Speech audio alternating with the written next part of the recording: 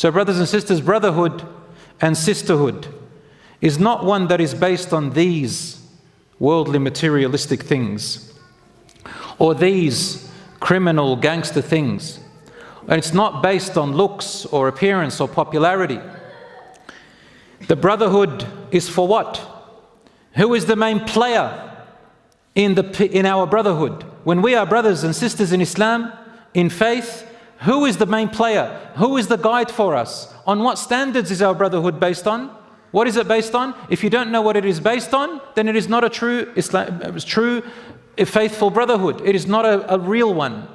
It is not, the true brotherhood is not the one that is based on ethnicity.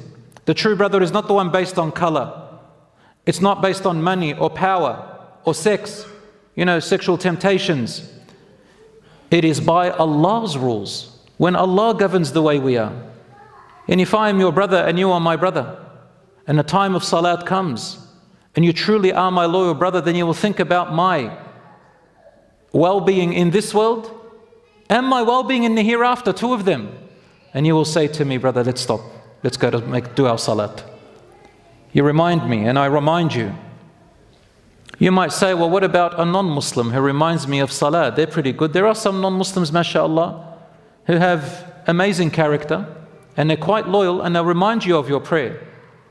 But that's only halfway. Why? Because you're not sharing the same brotherhood bond. But imagine when you share the same brotherhood, the same values, the same reminders, you're going to be brothers and sisters in this world and guess where else? In the hereafter as well. That's the ultimate brotherhood and sisterhood, in this world and in the hereafter. For a true Muslim, in any situation, Allah is the main player. In fact, the only one. He is not the backup. He's not like a backup player for us or like a bench player. Only when you need him to serve your cause and then place the idea of Allah and His loyalty back on the bench. Once I was in a situation where we had some friends around and they like Islam, they'll pray and then they'll cut their prayers, but they're into that life, that materialistic life. And a fight broke out with another group over a girl. And those other people, the Muslim ones, were also hitting on girls themselves, on other ladies. But when that other group hit on the lady that's with them, suddenly it turned into an Islamic thing. Allahu Akbar. I fight for my deen. Ya akhi, you're in the wrong place. You're doing the wrong thing. You're around that environment and suddenly you turned it into deen. It doesn't work that way. That's like leaving our deen on the bench when we need it. Or sometimes if I say go and I put a tattoo on myself. And that tattoo is, I love Allah. I am and will always be and die as a Muslim. And I tattoo it all over me. I put Allah's name, La ilaha illallah. All of this means nothing if my actions, my faith, my life, my relationships are not based on Allah subhanahu wa ta'ala's guidance and parameters. Allah is not the first, no. This has a different meaning now. So brothers and sisters, we need to evaluate and see, what is brotherhood bond really based on? Subhanallah, there was a battle called the Battle of Yarmouk. In the Battle of Yarmouk, this story appears in Al-Bidayah wa Nihaya by Ibn Kathir and also Al-Mustadrak ala Sahihain, which talks about three companions. Their names were Al-Harith ibn Hisham, wa Ikram ibn Abi Jahl, wa Ayyash ibn Abi Rabi'a. In that battle, the Battle of Yarmouk, I think it was Sa'd ibn Abi Waqqas who was the commander after the death of the Prophet ﷺ. A lot of the Muslims were injured in that battle. And these three were put in a tent to serve to attend to the injured. Their injuries were quite serious. And there was limited amount of water. So one of the companions entered to give them water. So he approached Al-Harith ibn Hisham, one of the former companions of the Prophet, peace be upon him. And he came to give him a little bit of that water. He said, water, water. As he approached him, Al-Harith could see Ikrimah ibn Abi Jahl, who was also a companion, sitting and he was looking at the water. He said, give my brother the water before giving it to me. I can see him looking at the water. I refuse. So he went and gave Ikrimah the water. Then Ikrimah saw another companion, Ayyash, asking for water. He said, Wallahi, I won't drink until you give Ayyash, my brother, the water first. He goes to give it to Ayyash, he finds him dead. By the time he got to him, he was just dying. He came back to Al-Harith and he found him dead. And then he went back to Ikrimah and he had also passed away. All three of them passed away, went back to Allah while think of their other brother to give him water before themselves. That is the brotherhood that the Prophet ﷺ, the best teacher in the world, and all the prophets and messengers of Allah who came to us, taught us and raised us upon. Now, of course, these were great role models. And we're not asking for brotherhood to be based on that, but at least this day and age, something small we get selfish with sometimes. Something small we'll throw our brother and sister under the bus for. Or we will backbite them and gossip about them and probably be even happy to hear bad news about them. And Allah subhanahu wa ta'ala praises this act in the Quran, saying, وَيُؤْثِرُونَ عَلَىٰ أَنفُسِهِمْ وَلَوْ كَانَ بِهِمْ خَصَاصَةٌ. Allah praises these companions, says, and they used to put their own brethrens before themselves while they themselves were in need. Those were the Muhajirin and the Ansar, the migrants and the Ansar, the victors of the Prophet ﷺ in early Islam. The greatest role models. Allah chose them to be there at that time as role models for us. My brothers and sisters, brotherhood and sisterhood comes in 5 types. There is the brotherhood and sisterhood in faith and religion. You can also be a brother, have a brotherhood in blood relationships. Number 3, you can be brothers and sisters through wet nursery. In Islam, if a baby suckles from another mother before the age of 2, 4 stomachfuls, they become the wet nurse brother or sister of all the children of that woman who breastfed them.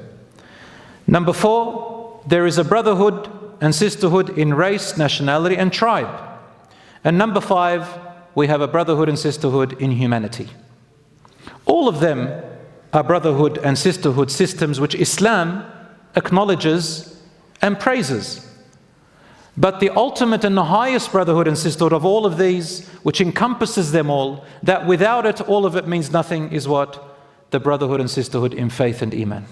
It is what bonds all us Muslims together, no matter where you are, in the far east or west, north or south. You are my brother and my sister.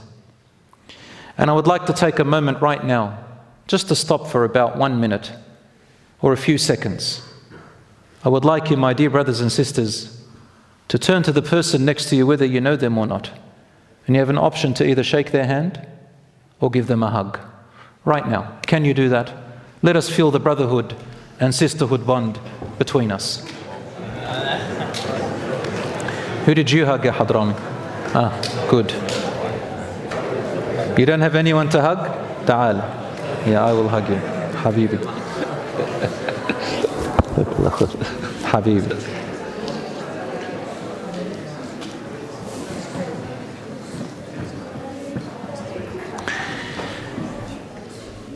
Normally, when we meet, we shake hands.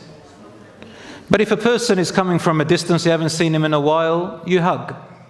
But tonight I asked you to hug because this is a good moment, teaching moment, for us to feel what it means, brotherhood and sisterhood between us. And the Prophet ﷺ said, the hadith is in Sahih Muslim, وَالَّذِي نَفْسِي بِيَدِهِ لَا تَدْخُلُوا الْجَنَّةَ حَتَّى تُؤْمِنُوا. By the one who possesses my soul, you will never enter paradise, or you will not never, the correct word is you will not enter paradise until you believe. And you will not believe until you love one another. وَلَا تُؤْمِنُوا حَتَّى تَحَابُّوا. Until you love one another for the sake of Allah. أَوَلَا أَدُلُّكُمْ عَلَى شَيْءٍ. The Prophet peace be upon him said, would you like me to know? Would you like me to point to you to something? إِذَا فَعَلْتُمُوهُ تَحَابَبْتُمْ. If you do it a lot, your love for each other will increase. أَفْشُوا السَّلَامَ بَيْنَكُمْ. spread the greeting of Assalamu alaikum among you. What does Assalamu alaikum mean? Why is that such a special greeting between Muslims? Why? In the earlier prophets and messengers like Ibrahim alayhi salam and the others all the way to Musa and Jesus alayhi salam, all of them revered honorable prophets and messengers of Allah, they used to say the word salam or shalom in Hebrew and so on. But in Islam we say further than that, adding to it Assalamu alaykum, and you can say Assalamu alaykum wa rahmatullah, Assalamu alaykum wa rahmatullahi wa barakatuhu, and it is compulsory to reply. Allah says in the Quran, and if you are greeted with a good greeting, then reply the same or better. Actually it says reply better or the same. And in Arabic, when you put one thing before the next in this sequence, it means the first recommendation is better and more beloved to Allah than the second recommendation. So once again Allah says, if you are greeted with a good greeting, then respond with a better greeting or the same. بِأَحْسَنِ مِنْهَا أَوْ مِثْلَ أَوْ رُدُّوهَا, or just reply. So if a person says to you Assalamu alaikum, you say wa alaykum assalam wa rahmatullah, or wa alaykum assalam, but not less. Some people say Assalamu alaikum, you say wa alaykum. This is not right. Assalamu alaikum wa alaykum assalam wa rahmatullah. Assalamu alaikum wa rahmatullah wa alaykum assalam wa rahmatullahi wa barakatuhu. Assalamu alaikum wa rahmatullahi wa barakatuhu wa alaykum assalam wa rahmatullahi wa barakatuhu. Add anything else, wa maghfiratuhu. What does assalamu alaikum mean? My brothers and sisters, assalamu alaikum has a meaning linguistically, and it has a meaning in action and practice. You have to bring both of them together, not just word but also in practice. Let's see what it means. Al, the. And whenever you add al to any noun in the Arabic language, it carries a higher importance and it becomes either a name of someone or it becomes the perfection of that word. So we say, Assalamu, may the entire perfect peace, may the entire perfect peace be upon you. There are so many angles of peace in our life that we want. In all angles and areas, may Allah give you perfect and complete peace. Wa rahmatullah, and may Allah's mercy be upon you. Wa barakatuhu, and His blessings upon you and His bounties. And when you reply, wa maghfiratuhu, and His forgiveness and pardoning. Brothers and sisters, this is not just a simple greeting like saying hello. When I used to teach at the school, as a teacher, students used to say to me, I've got some of the former students here, you can confirm this. They say to me, hi sir. What did I used to say? Some of you who know. I used to say, wa alaykum al-hi. Bye sir, wa alaykum al-bye. Just trying to teach them in a funny way that we have a better greeting. You want to say hi, bye, that's fine. That's okay.